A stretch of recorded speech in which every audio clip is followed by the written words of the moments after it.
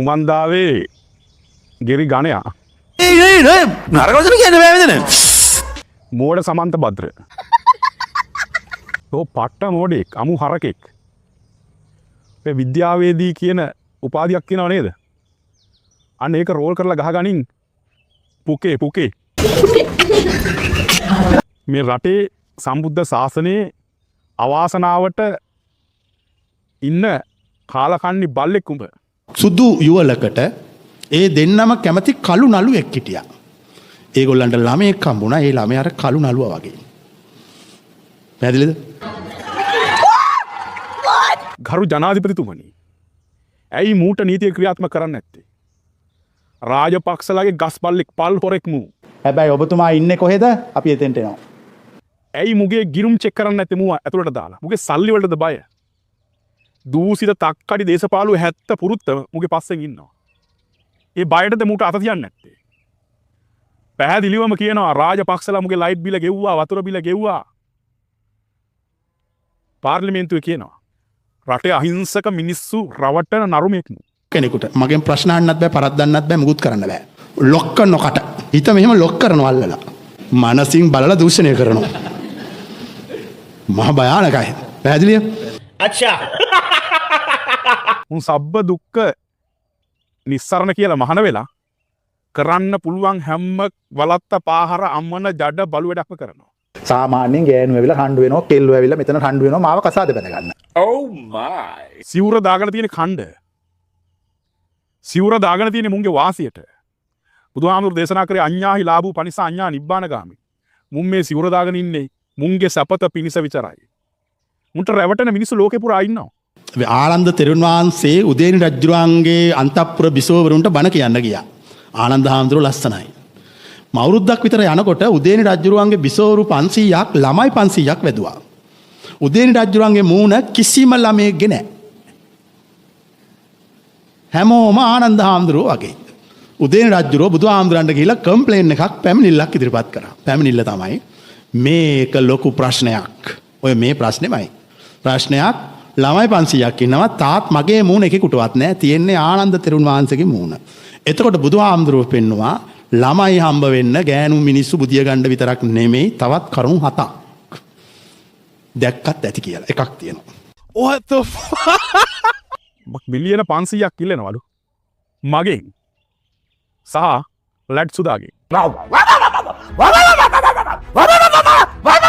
මිලියන 500 උඹට දෙන්න වෙන්නේ සිවුර විකුල්ලා තමයි. සිවුරයි පාතරේ තමයි උඹට දෙන්නේ මිලියන 500. මේ කනගාටුවට පත් වෙන තෝ තාවමත් අත්අඩංගුවට නොගත් එක පිළිබඳව. උඹ ඉන්න ඕනේ හිරේ. උඹේ ටෙලිෆෝන් ටික චෙක් කරා නම් උඹේ බැංකු පොත් ටික චෙක් කරා නම් උඹලා ගහන ගේම් සියල්ල අහුවෙනවා. රාජපක්ෂලාගේ දංකුඩ අසූචි ගූ කන තිරිසනෙක් උඹ. අවුරුදු 2000ක විතර ලිව්වම ඔබතුමා ලොකු පරිච්ඡේදයක්. ඒ නිසා අපි මේ රටේ වැඩ කරපු මේ රටේ මිනිස්සුන්ට අපහාස කරන්න නරකයි. මට හොඳ කතාවක් පහුගිය දවසක අහන්න ලැබුණා. අපේ නිලමෙතුමා දේවාලේ නිලමකමට ඉල්ලන්නේ නැහැ කිව්වා. මං කතා කරලා ඇහුවයි කියලා. හොඳ උත්තරයක් දුන්නා. මේ ජාතියට වැඩියෙන් වැඩ කළොත් මුන් හොරා කියලා හං අඩු ගහනවා කිව්වා. හරියට හරි. සක්කිලි බල්ලෙක් උඹ. මේ රටම අපිරියා කරන පිළිකුල්ම කරන අමන චරිතයක් උඹ. උඹ බේරිලා ඉන්නේ ඔය බුදුහාමුදුරගේ සිවුර නිසා. නැත්තම් උඹ නෑ මේ වෙනකොට. උඹට අනිත් මිනිස්සුන්ට අපහාස කරන්න හොඳයි. දැන් උඹ අපිට බලු කපුරු දාන දුන්නා. බෑ හැම තිස්සෙම ජෙපි කිය කොච්චරනම් මේ අනුර කුමාර දිසානායක ජනාධිපතිවරයා ප්‍රමුඛ මේ මාලිමා රජයට ඔබ කොච්චර අපහාස කරනවද? මේවා වෙන්න දෙන්න එපා. මම මේ පැමිණිල්ල අහසටත් කළා පොළොවටත් කළා යම රජුරවන්ටත් ගිහිල්ලා කියනවා. කියලා මේක පෙරලලා දානවා. මතකයිනේ මෛත්‍රීපාලගේ කාලේ කෙහෙල් කොනේ කන කතාව කියලා මාස 6ක් ඇතුළත මොකක්ද උනේ කියලා. ඒ නිසා අපි කියන්නේ ආණ්ඩුවට මේ ව්‍යාපෘති නවත්තන්න එපා. ඒවට නඩු දැම්මොත් උඹෙන් කෝටි කීයක් ගන්න ඕනද? අපෙන් කෝටි 50යි නම් උඹෙන් කෝටි කීයක් ගන්න ඕනද? උඹෙන් කෝටි කීයක් ගන්න ඕනද? අපේ මිලියන 500ක් කෝටි 50ක් ඉල්ලනවා නා. උඹගේ රාජ්‍යයේ වැඩේම මේ ආණ්ඩුවට මේ ජනවරමට අපහාස කිරීම.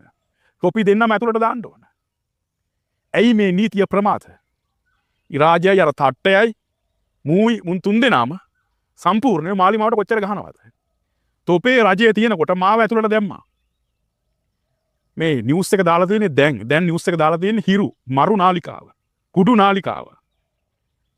කුඩු හිරු. කුඩු විකුණලා දාගත්ත නාලිකාව. දැන් මු සියලුම ගේම් ගහන්නේ අපේ ගමන වළක්වන්න. මම හිරේ ඉන්නකොට මට මොන තරම් අපහාස කරාද ඔය කුඩු නාලිකාව. ඔය කුඩු නාලිකාවේ මම කොච්චර ගන්න ඕනද? ගාණක් කියන්න බෑ. නයිදරන.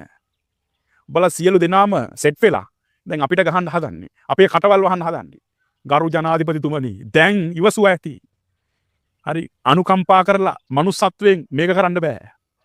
දැනටමත් යම් පිරිසක් කලකිරීමක් ප්‍රපත් වෙලා තියෙනවා. යම් පිරිසක් කලකිරලා ඉන්නවා. සියල්ල පැත්තකින් දාන්න හැම හොරාම ඇතුළට දාන්න. උමන්දාවේ සිරිදම්ම මේ තරම් කෝටිපතියෙක් වුණේ කොහොමද? මේ තරම් මහා ධනයක් මහා ව්‍යාපාරිකයෙක්. ව්‍යාපාරික සමන්තපත්‍ර සිරිදම්ම සංදීප මේ තරම් කෝටි ප්‍රකෝටි ගාණක් හම්බ කරේ කොහොමද? දැන් මේ තමයි නඩත්තු. දැන් මේ රටේම ඉන්න ළමයි මගේ. අර විසාකාවකේ බුදුහාමුදුරුවෝ ළඟට ගිහිල්ලා මේ ඔක්කොම මගේ ළමයි කියලා ඒ වගේ අපි මේ ළමයින්ට පොත්පත් අරගෙන යන් දැන් තමයි තවත් කයිවාරු ගහ ඉන්නවනේ. යමල්ලා. අපි සියල්ල හොයන්න ඕනේ සියල්ල පරීක්ෂණ කරන්න ඕනේ. මුව කරුණා කරලා අතලංගුවට ගන්න. මු නැටුව ඇති. අර ඉරාජර නටන්න දෙන්නේ ඇයි? නාමලයට නටන්න දෙන්නේ ඇයි? උන් රොත්ත පිටින් හොරු දැන් නටන්න ආරන්. ඌරාජ් ඌ සමන්ත භද්‍ර මුන් දැන් මේ try කරන්නේ අපි ඔක්කොගෙම කට වහලා නාමල් කියන පාහරයව 2029 ජනාධිපති කරන්න. භද්‍ර කියන්නේ මහා ශබ්දයක් විශ්වයේ පවතින. මම ලබන මාසේ පටන් ගන්නවා ලෝක සවාරියක්. මුළු ලෝකෙටම මේ කරපු අසාධාරණේ කියා යනවා. අපි ඒක කරන්න ඕන. අපි ඉල්ලන්නේ ආණ්ඩුවෙන් බයිලා ගහන්න එපා. හොඳ වැඩක් කරන කවුරු හරි ඉන්නවා නම් ගිනි බෝල පෙරලා නැතුව අපි වැඩ පුළුවන්. අපි කයිවාරු ගහන්නේ වැඩ කළා. අපි සද්ද දාන්නේ නැහැ බොරුවට. වැඩ කරන මිනිස්සුන්ට ආය අර තිවිච්ච විදිහට සහයෝගය දීලා මේ වගේ ව්‍යාපෘති හදලා රට පුරා ආර්ථික දියුණුවක් කරන්න දේශපාලන ભેද නැතුව එකතු වෙන්න. Oh my God! අපි දුක් වෙනවා. තොපි තාම එළියේ ඉන්නවට. මාව මාස එකමාරක් නිරපරාධ CID කාර්යෝ. CID එක ඇතරම පව්. දූෂිත දේශපාලුවා කියන විදිහට CID එක වැඩේ කරන්නේ. අපරාධ පරීක්ෂණ දෙපාර්තමේන්තුව පවතින රජයට පක්ෂග්‍රාහීව කියන වැඩේ කරන්නේ. සයි අහිංසක නිලධාරීට බැලලා වැඩක් නැහැ. මේ පවතින රජයට කියනවා ඒ නීතිය මට ක්‍රියාත්මක කරපු නීතිය මාව මාස එකමාරක් තිබ්බා. මට නැති නඩු පැටලෙව්වා. තවමත් මට නඩු. ඇයි මුන්ට මුන් මේ තරම් හොරු වෙලත් මොකද මුන්ට නීතිය ක්‍රියාත්මක කරන්නේ නැත්තේ? මේ සමන්ත භද්‍රයව කරුණා කරලා ගරු ජනාධිපතිතුමනි මූ අත්අඩංගුවට ගත යුතුමයි. අරගෙන මූ පිළිබඳව සම්පූර්ණ පරීක්ෂණයක් පැවැතිය යුතුයි. මූ අනිවාර්යයෙන්ම මුට අප නොදිය යුතුයි. අප නොදී මූ අනිවාර්යයෙන්ම අත්අඩංගුවට අරගෙන නිසි දඬුවම් ලබා දිය යුතුයි. අගබිසව හරිම ලස්සන කෙනෙක්. අර තවුසා තමන්ගේ ශරීරයෙන් අයින් වුණා. අයින් වෙලා රජ්ජුරුවන්ට මේ මනෝමය ශරීරයෙන් එළියට ගිහිලා රජ්ජුරුවන්ගේ ශරීරයට බැස්සා. රජ්ජුරුව මැරිලා නැහැ. මේ දවස් 4ක් 5ක් 6ක් රජ්ජුරුව රාජ්‍ය කළායි. කවුද මේ ඉන්නේ? තාපසයයි. එයාගේ ශරීරය තියලා ඇවිල්ලා එයාගේ මනෝමය ශරීරයෙන් රජ්ජුරුවන්ගේ ශරීරයට ඇතුල් වෙලා අර අගබිසවයි අර බිසෝවරුයි අර අන්තපුරේ ඔක්කොමත් එක්ක ඉඳලා දවස් 6කින් එයා ගියා ආයි ශරීරයට ගිහලා තපසටපත් වුණා. රජ්ජුරුව එදා මැරුණා. ඒ මොකද්ද? ඒ තමයි මනසින් දූෂණය කිරීම. ඔය කට්ටිය ඔය කතාව දන්නේ. ඇත්තටම මට ඒක ඕනනම් කරන්නත් පුළුවන්. මේ ශරීරයෙන් අයින් වෙලා ඕන තැනකට ගිහිල්ලා ආයෙලා මේකට බහින්න පුළුවන්. බය වෙන්න එපා ඔයලා ගෙදර එන්නේ නැහැ. එයා බය වෙලා. ඔයගොල්ලෝ ගෙදර එන්නේ නැහැ. ඒ වුණොත් යන්නේ අර වගේ අගබිසවක් හොයාගෙන. පැහැදිලිනේ කියන එක මිය ගිය රාජ්‍යයක රජෙක් හොයාගෙන අගබිසවක් හොයාගෙන යනවා ලස්සනම කෙනෙක්. එහෙම නැතුව අර තවුස වගේ අරමේ ගෙවල් ගානේ එහෙම රින් ගන්න මුඩුක්කු පල්ලේ එහෙම මේ ගෞරවය නැති කරගෙන කවදාකවත් මේ පොළ මේ මල් උඩින් බහින්නේ නැහැ බිමට. අම්මට හුකන්නේතෝ ඵලයන් හුත්තෝ යන්න